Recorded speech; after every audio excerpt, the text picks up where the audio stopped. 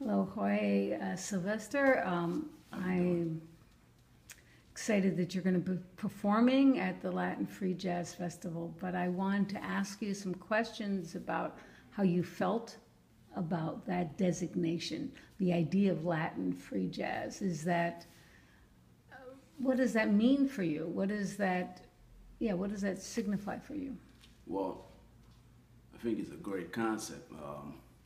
I particularly, the word Latin, I don't relate it to when it comes to this kind of music because, I mean, even when they use Latin jazz, it's basically an erroneous term because when you talk about Latin music, it's really Gregorian chant. It's diatonic music. Jazz has always been chromatic music, and the, the designation of Latin and jazz is almost like it's like putting something together in a space where you forget the origins in terms of where it comes from. In this instance, that's why I always use the term Afro-Caribbean, Afro, whatever, because the rhythms are from Africa. You got polyrhythms, you have, and Latin music, I mean, it's been known that it's a whole different thing. And that's why I think that the term Latin jazz, I mean, Latin free jazz is kind of cool because using the term jazz, free, coming from Ornette, what he came up with the whole term and the whole concept of free jazz is good. And in my terms, I think the music I'm trying to do with this ACE collective, Afro-Caribbean Experimental Collective, has been to integrate that part of the jazz music, the free thing, within that spectrum of the Caribbean rhythms, the music from Latin America, the music from all over the Caribbean, including calypso, all of that stuff, because I think there's a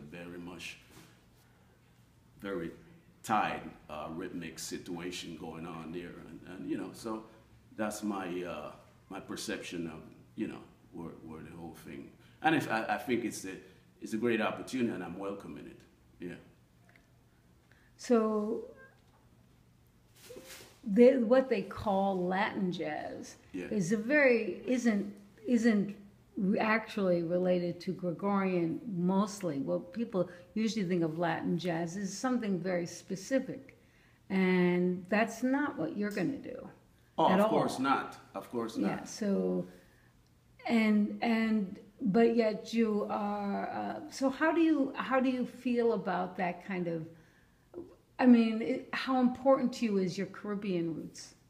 Oh, it's very important because I'm from Panama, as you know, and my father was born in Jamaica. I mean, in Belize, and my grandfather was born in Jamaica, and I grew up listening to a lot of jazz coming from my father's side, and a lot of Caribbean music coming from my uncle's side, and it's part of my heritage. So I've been incorporating these rhythms and this concept since 2001 when I created the ACE Trio. Right. So the ACE Collective is an extension of the ACE Trio. And what I'm doing now is using more I'm using the word, the poetry with Nora McCarthy. She's doing all of that stuff, and I'm using the voice, and I'm using a trumpet, which was not part of the ACE Trio. The ACE Trio was just bass, drums, and saxophone. So now I incorporated the piano, the trumpet, and the voice, these three different textures that come to like expand the concept. Yeah, because so in the end, it's this. Can you talk more about your concept? Okay, the concept is that, the concept came a long time ago. I did a CD for Postcard in 1996, and there was a piece that I wrote named Token, and that piece pretty much defined where I was coming from. And then later on I went and did the ACE Trio. So what it was, those rhythms that I use, I pretty much recompose the rhythms coming from the roots of it.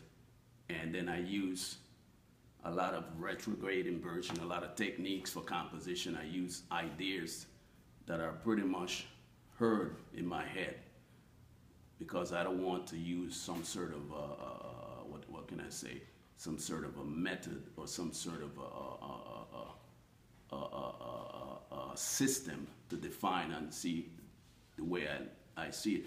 Because rhythmically I hear a lot of stuff. Okay, so what I'm doing is within my own ear, what I hear, I recompose these rhythms. I could take a clave rhythm and change it up totally. I could take a songo rhythm from Cuba and change it up totally. I could take a wahida rhythm from Cuba and change it. I could take a calypso rhythm from Trinidad and change it entirely. And then I use the instrumentation, I orchestrate it, I change the rhythms, there's a lot of work to be done with it. And I come up with a brand new idea. So that's basically what it is. And then the jazz thing comes in through the improvisation. Right. It's pretty complex, but I teach a course. I teach a course at PS 64 with the little kids. And they learn to play these rhythms. And I have them composing music with percussion rhythms, just using they would use like marimbas, they would use like hand drums, they would use like tambourines and stuff like that, and they would compose rhythms. And I call it experimenting with Caribbean rhythms. So, as a saxophonist, you are deeply interested in the rhythms. Yeah, so, yeah. The rhythm is everything. Harmony is just sound, come in different ways. You could create harmony instantly from just using two sounds. So I'm just like, my whole thing is the rhythm. I call it the rhythmic flow. And the rhythm flows in many, many different ways. And, a point of departure from one rhythm to the other can just switch completely by just where you accent that rhythm and where you come in after and beyond. So the idea is to use, I have like a piece in my CD, Construction Number 2, where we use a lot of meter over meter, and we use some of these rhythm recompose, and it's a long piece. And so as I said, it's an ongoing process, and I'm learning from it. You got to learn from it because it's the only way to progress, to make progress. So the idea is to use all these Caribbean rhythms. I'm delving into like rhythms from Brazil. I'm delving into rhythms from Ireland, all of that stuff. But when you hear it, you're not going to define it, and you're not going to notice it because it's not going to be the folkloric rhythm per se, played verbatim off that. It's recomposed rhythm. Right. And then the composition process comes into place. So it sounds to me like the rhythm is the heart. Yeah. But it's also, and it's like it sounds to me like you have a universal concept of rhythm. Is that right or not? Well, or it's basically an African base, but not entirely, because if you also speak of it's a universal. Ireland. You could see it as a universal concept for rhythm, because at the core of the whole thing, to me, what comes in place is just composition. Now, it happens to be that my main factor for composing is the rhythm. Right. My so main what is point. improvisation? Rhythms from the Caribbean, from Africa. So what is the relationship between improvisation and composition? Well, it's the same thing, as we all know. Composition, improvisation is the same thing. But not everyone knows that. So but I focus mainly on the rhythmic flow. Okay. Meaning, the rhythmic flow comes from all these other places. And then what happens is that there's another challenge harmonically. You want to use so-called jazz harmony, you substitute chords, there's a lot of ways to approach it. So this course also, I've done some workshops. I did some workshop at LIU with the jazz department there, and I wrote pieces for them, and it was wonderful. So I just feel like it's a call to do this. I finally find my place, so to speak, and I'm trying to expand it. It doesn't mean that that's the only thing I do. It just happens to be that when I improvise, I hear these rhythms. They're part of my improvisation line, Okay. So do you, as a saxophonist, do you play rhythms on the saxophone, or is it more how you choose your percussionist? I play rhythms. I'm about the rhythm. Okay. I'm not trying to play a bunch of 8 notes along, just 8 notes. My stuff is about the rhythm. I'm a frustrated drummer, Patricia. So I approach the saxophone rhythmically, harmonically at the same time. You just have to hear it. Some people don't hear it. I think if I hear it, it's enough for me, you know what I mean? Yeah, yeah. But that's Well, what I'm trying to do. Okay. Yeah. Well, and so one more question then. What is the tension? Do you feel, maybe you don't feel it, but do you feel a tension between traditionalism and non-tradition? Do you feel that tension ever? Oh, yeah. Yeah, traditional and non-traditional, definitely. Yeah, I mean, you have non-traditional, you have all the African stuff. I mean, when we talk about the rhythmic thing, partly that's non-traditional. I mean, tradition in terms of, you talking tradition in terms of music or tradition in terms of what? It's there. You mean I mean, jazz? it doesn't really matter what I mean. Yeah. It's what it means to you, actually. Yeah, well, there's some. I mean, tradition is very much a partly important subject because it comes from the reason you play or you get involved in certain music. For example, in this case, jazz.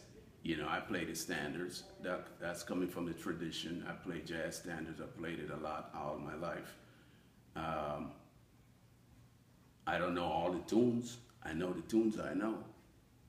And I've worked on them for years, and you know, so that partly traditional playing those tunes led me to do this non-traditional thing. I think it is, in terms of discovering this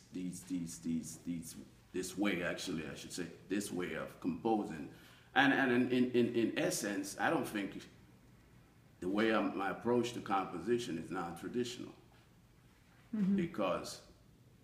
You know, in a sense, I studied composition in the conservatory back home, and I studied classical music and all of that stuff in Panama. And there's a lot of rules and regulations, to use the term of the politicians, but I don't use them when I'm composing. You know, I'm breaking rules constantly, and I'm aware of them, and you know, so perhaps that could be the non-traditional essence of, you know, the music. But then, you know, you have, I mean, I think my main focus and I've been lucky to have the musicians that can play this music with me, because they're pretty much, they really make it happen. I couldn't have done it without these guys, so, you know. So who are they? You know, I have this pianist from Chile, Paulo Vergara. He's impressive, very great guy, reads all over things.